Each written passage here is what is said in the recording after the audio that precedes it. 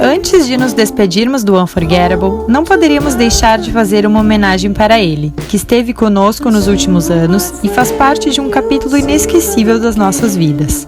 Tentamos contar aqui um pouco mais sobre ele e sobre a nossa história com esse barco tão especial.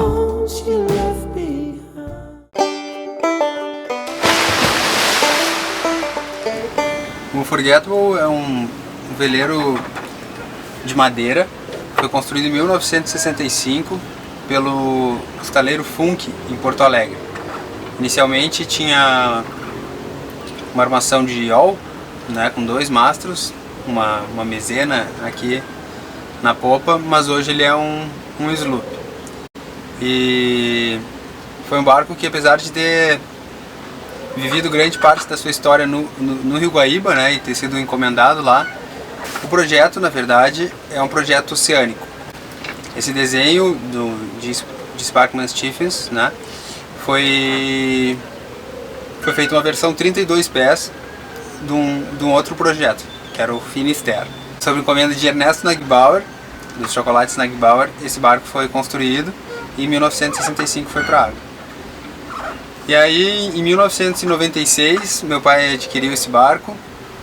E eu não lembro a primeira vez que eu vim nele, mas eu me lembro bem da época, assim, das primeiras velejadas, né? A gente estava voltando a morar em Porto Alegre e saíamos direto para passear com o Unforgettable, toda a família. Mas aí a coisa foi passando e tal, meus irmãos já adolescentes, até que ali pelos anos 2000 perdemos o contato com a vela. Início dos anos 2000 meu pai vendeu esse barco e em 2009 ele recomprou o mesmo barco, né? Então realmente, quando ele comprou a primeira vez em 96, ele trocou o nome, o antigo nome era Ubá. Ele foi batizado inicialmente Coral, mas em 1996, motivado pela música do Nat King Cole, que meu pai devia estar fascinado na época, ele batizou o barco de Unforgettable. E foi só depois, quando em 2011, 12, já quando estávamos em Florianópolis, que retomamos esse contato, né? O Unforgettable foi levado para Florianópolis, já aos 46 anos de idade foi navegar o mar. E ali começamos a navegar. Eu ia para o barco, na verdade, as primeiras vezes que eu fui para o barco para sair sozinho, assim, e eu lembro que eu, o Riba, a gente não sabia nada, né? Não sabia como fazer absolutamente nada. Só tinha, a única noção era a teoria básica de vela, de como posicionar o barco para que ele andasse, né? Que isso eu tinha aprendido de criança em escolinha de vela, mas de resto não sabia nada, não sabia como funcionava, não sabia como fazer. E em Florianópolis, quando o barco chegou em Santo Antônio de Lisboa, teve esse período de aprendizado aí que a gente saía, passeava, e devagarinho começamos a investir em algumas melhorias, né? Já tínhamos passado uma boa, tinha sido a quebra do mastro, logo quase saindo da Lagoa dos Patos, né? Na ponta da feitoria, por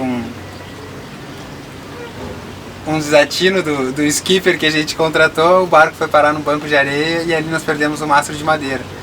E foi quando começou essa grande reforma do barco, né? Que preparou ele já com essa ideia, né? De que se pudesse navegar, não sabia para onde, mas que fosse um barco que realmente a gente que tivesse aí para o que der e vier, né?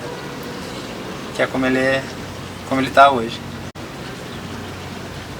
E aí as coisas foram acontecendo, né? Ia surgindo uma oportunidade, tinha alguma demanda ali que a gente sentia à medida que a gente navegava. Eu nunca tinha navegado na minha vida com catraca self-tailing, né? Quando eu descobri que isso existia, eu falei, meu Deus, que coisa fantástica, né? Porque antes era sempre caça e prendendo no cunho ou fazendo no cunho aqui atrás, que hoje em dia a gente nem usa mais com essa finalidade. E aí, pô, botar umas catraquinhas self-tailing, que alegria, né? Já mudou o velejo, já muda tudo. E assim a gente foi. Certa feita encomendamos velas novas também, né? E aí o barquinho foi crescendo e voltando à forma. Aí já nesse processo, era 2014, final de 2014, já a gente bem focado e comprando e equipando o barco. Aconteceu uma das coisas que foi mais importantes, assim, que foi a gente se meteu numa roubada enorme no quintal de casa ali na Ilha do Francês já, né? Nós tínhamos saído para passar o Réveillon, só eu e a Gê, e o plano era de ficar uma semana fora com o barquinho. E seria a primeira vez que a gente faria algo assim, né? A gente estava acostumado só a passar final de semana e vai e volta e tal. Dessa vez a gente se propôs a ir mais longe, aí até São Francisco talvez, e voltar. E aí saímos de Floripa, navegamos devagarinho até a Armação da Piedade ali, onde acho que almoçamos, mergulhamos, passamos o dia ali. E depois do almoço saímos com a intenção de dormir no Caixadaço, que era acho que umas 6, 7 milhas assim, ao norte ali. E aí fomos, acho que umas 2 milhas depois de zarpar do Tinguá, o motor para, né? A gente estava motoreando, o motor para estranho, assim, todo pá, pá, pá, pá, pá, pá. E é um motor que sempre dava dor de cabeça, né? Então aí a gente fui olhar, pô, tinha estourado a correia dentada. Aí, ó, beleza, estourou a correia dentada, não tem o que fazer, eu não tinha reserva, obviamente que não, né? E aí abrimos vela e fomos até a Ilha do Francês, onde a gente decidiu por dormir aquela noite, para no outro dia a gente, de repente, sei lá, chamar um mecânico, ver se conseguia trocar, ver se era possível arrumar o barco para que a gente saísse, né? No dia seguinte. Várias lanchas na volta. Aí começa a chegar ao fim de tarde, vem uma nuvem escura, daquelas preta, carregada assim. E nisso todo mundo começa a ir embora, passa inclusive o Marcão, que na época eu não conhecia, e diz: ó, se liga aí, tá vindo tempo feio e tal. Eu ali naquela ignorância total, eu falei: não, tá beleza, tô com a âncora aqui e tal, né? Sendo que eu tinha ancorado sem motor e tampouco sabia ancorar direito. E aí vai todo mundo embora, ficamos só nós na enseadinha e entra aquela nuvem, entra soprando forte e começa a arrastar o barco como se fosse papelão, assim, arrastando o barco para trás, né? Ou seja, a âncora tinha agarrado e já não estava fazendo muita coisa. Cada vez que se dava uma rajada, o barco andava uns 10 metros para trás. E a gente sem motor. E inexperiente, né? No sentido de fazer manobra de vela e coisa assim, com uma âncora embaixo d'água. Aí, quando a gente olhou para trás, deu conta o costão ali, aquelas pontas de pedra que seguem ali da Ilha do Francês atrás de nós, ou seja, a gente estava sendo empurrado para lá rápido. Aí aquelas coisas que a Divina Providência fez com que a âncora eu tivesse arrumado, a âncora reserva tivesse toda arrumadinha com o cabo pronto.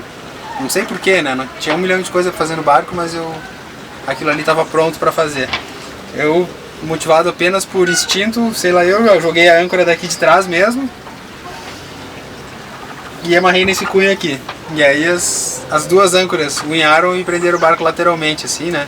Aguentando o vento no costado e as pontas de pedra ali, poucos metros do barco. Se o barco fosse ali, sei lá, não gosto nem de pensar o que seria, né?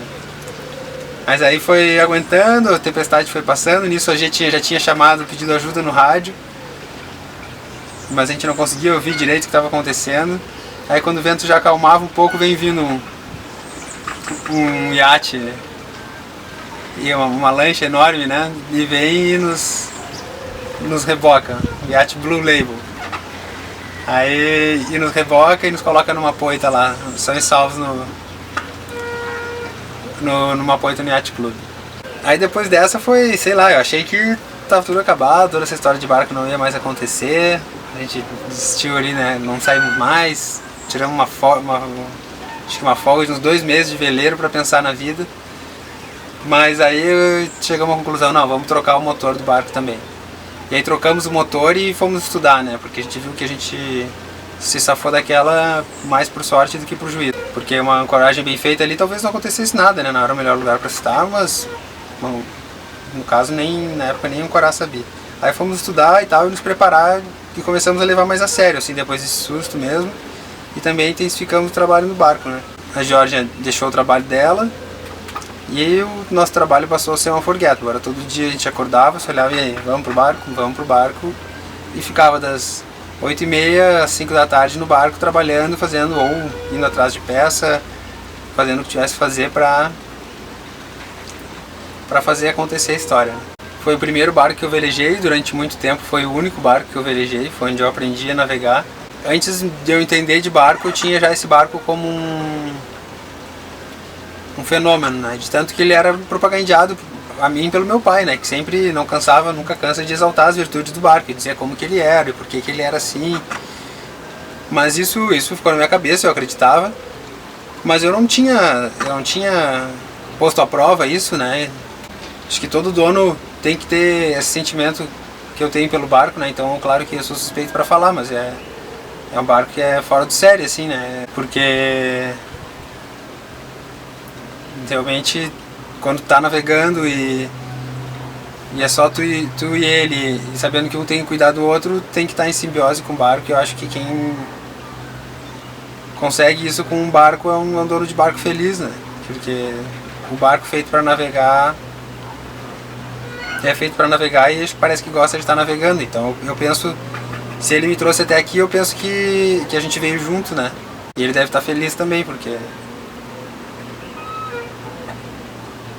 foi uma boa aventura.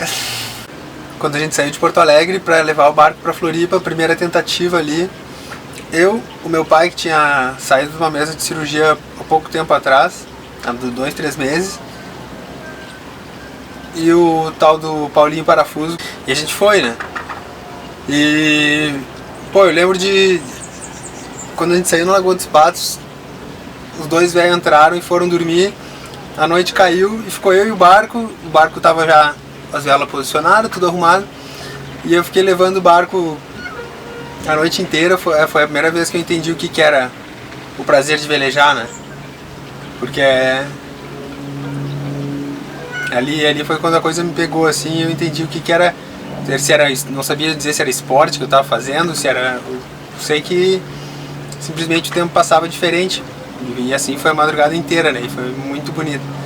E depois dessa vez, muitas outras vezes isso aconteceu, né? E acho que até hoje, uma das coisas favoritas é estar velejando o barquinho de madrugada, talvez para me remeter nesse dia aí. A primeira vez que eu conheci o Unforgettable foi lá em Porto Alegre, no Rio Guaíba. Nós saímos para velejar num final de semana e até então eu nunca tinha velejado, acho que eu nem tinha entrado no veleiro, eu não fazia ideia como é que funcionava. E foi um fim de semana muito legal, foi muito gostoso. Claro, eu lembro que na primeira adernada do barco eu já me apavorei, mas depois aos poucos eu fui me acostumando. Mas naquele momento eu jamais imaginava que eu fosse morar a bordo do Unforgettable, que a gente fosse viver tantas coisas juntos. A minha relação com o Unforgettable sempre foi um pouco complicada, assim, é meio entre tapas e beijos. Ele é um barco que tem bastante personalidade, ele gosta de entrar no vento, então não é tão fácil de controlar ele às vezes. E eu apanhei bastante com isso, principalmente no início, ficava bem frustrada, enfim. E outros dias era tudo maravilhoso e perfeito, então assim seguiu o nosso relacionamento. O Unforgettable me ensinou o prazer de velejar, de estar em conexão com o mar, com o céu, com as estrelas. É aquele momento que é só tu e o mar, que a gente se sente pequenininho e ao mesmo tempo tão parte de tudo isso. Ele é um barquinho pequeno de tamanho, mas é um barco grande de coragem, é um barco marinheiro e ele vai ficar para sempre guardado nos nossos corações.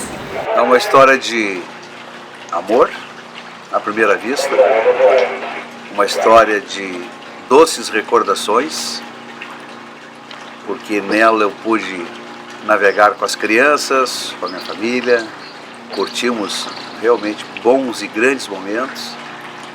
E um eterno aprendizado, ele continua ensinando através das gerações, né, o dia a dia da sobrevivência sobre as águas. Esse barco, ele é mais que um barco, ele é membro da família. Espero. Olá, fiel tripulação, espero que vocês tenham curtido. Se vocês gostaram, deem um like no nosso vídeo, se inscrevam no nosso canal, sugestões, comentários.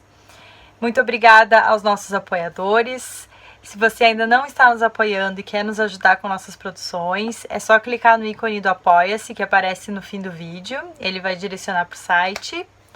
Agradeço aos nossos novos apoiadores essa semana, ao Luigi e o Weber. Eles têm tudo a ver com esse vídeo, porque os dois já navegaram conosco. O Luigi passou alguns meses a bordo com nós, nos ajudou bastante. E o Weber, um amigão que a gente conheceu em Paraty, também nos deu várias lições de vela. Muito obrigada a vocês dois, do fundo do nosso coração. Obrigada por assistirem. Até a próxima semana e bons ventos!